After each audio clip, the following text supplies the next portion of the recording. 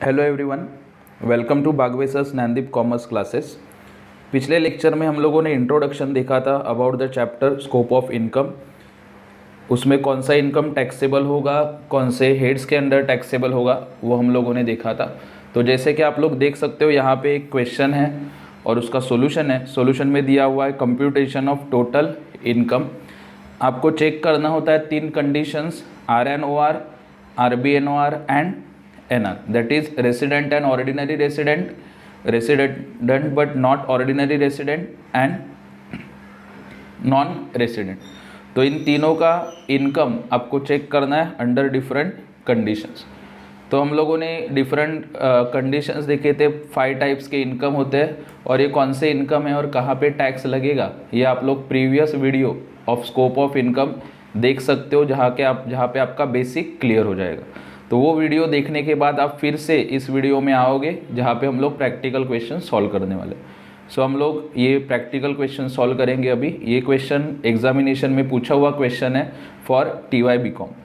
So there is one question, mister Aniket furnishes you the following particulars of income earn by him during the previous year ended 31 March 2022.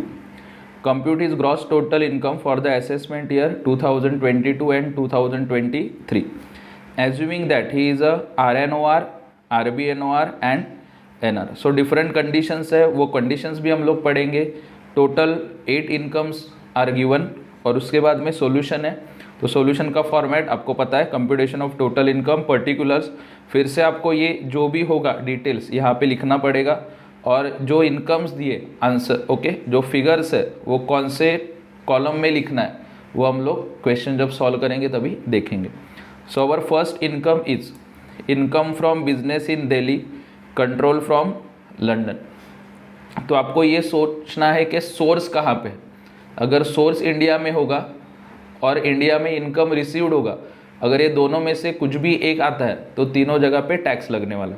सो जैसे आप लोग देख सकते हो, income from business in Delhi, business कहाँ पे है, दिल्ली में, मतलब सोर्स कहाँ पे है, इंडिया में। सो ये इनकम जो है वो तीनों जगह पे टैक्सेबल होगा। सो मैं यहाँ पे लिख रहा हूँ income from business in Delhi, control from London. So ये अमाउंट तीनों कॉलम्स में आएगा, RNOR, RBNOR एंड NR। इसके बाद next income, interest on debentures of Indian company received in Japan. पैसा मिला है जापान में, okay, income is received in Japan, लेकिन सोर्स कहाँ पे है, इंडिया में। सो ये इनकम भी तीनों जगह पे टैक्सेबल होगा। So interest on debentures of Indian company received in Japan 2,20,000, 2,20,000 and 2,20,000। उसके बाद third income, rent from property in France received in Mumbai. So ये जो प्रॉपर्टी है, प्रॉपर्टी इज इन फ्रांस, लेकिन ये पैसा मिला कहाँ पे है, रिसीव्ड इन मुंबई। तो जैसे मैंने आपको बोला था, सोर्स इंडिया में हो या फिर पैसा इंडिया में मिले, रिसीव्ड इन मुंबई है, रिसीव्ड इन इंडिया है, तो तीनों जगह पे टैक्सेबल होगा। So number 3, rent from property in France received in Mumbai.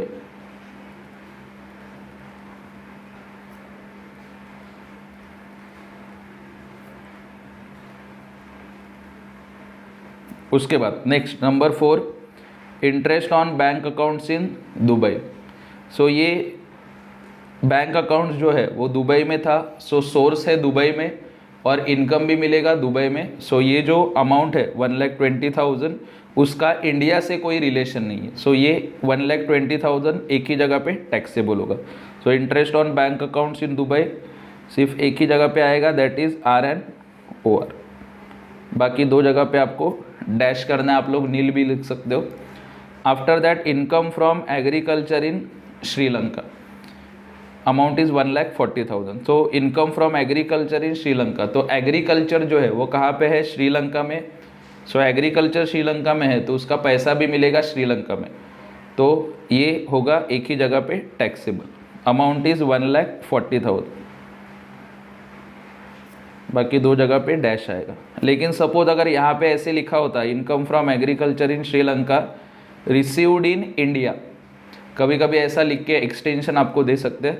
अगर यहाँ पे ऐसा होता है income from agriculture in Sri Lanka received in India, तो तीनों जगह पे टैक्स आता। लेकिन यहाँ पे आगे कुछ एडिशनल लिखा नहीं है, तो हम लोग एज्यूम करेंगे कि एग्रीकल्चर है श्रीलंका में और उसका पैसा भी मिलेगा श्रीलंका में। Next one, number 6, income from business in Nepal control from India. तो अगर आपने प्रीवियस वीडियो देखा होगा तो ये लास्ट टाइप का इनकम है, मतलब सोर्स है इंडिया के बाहर, पैसा भी मिलेगा इंडिया के बाहर, लेकिन कंट्रोल होगा इंडिया से। So amount is 1,60,000। और इस तरीके का इनकम मतलब दोनों इंडिया के बाहर होना चाहिए, रिसीव्ड भी एंड सोर्स भी, लेकिन कंट्रोल अगर इंडिया से हो रहा है तो ये 1,60,000 टैक्सेबल आएगा at 2 places.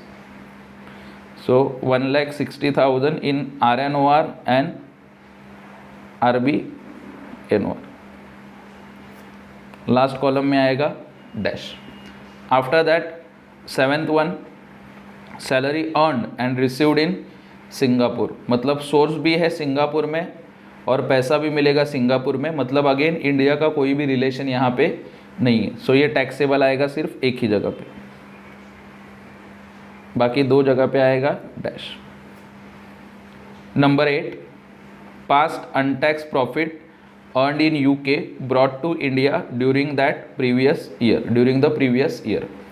Past untaxed profit, okay. So हम लोगों ने 3 एग्जेम्पशन देखा था, income from agriculture in India, उसके बाद dividend from Indian companies and last one is past untaxed profits. तो अगर ये पास्ट अनटैक्स प्रॉफिट इन तीनों में से कुछ भी आता है तो तीनों जगह पे एग्जेम्प्टेड होता है। इसके लिए ये पॉइंट नंबर 8 जो है वो तीनों जगह पे आपको डैश करना है और यू कैन राइट एग्जेम्प्टेड।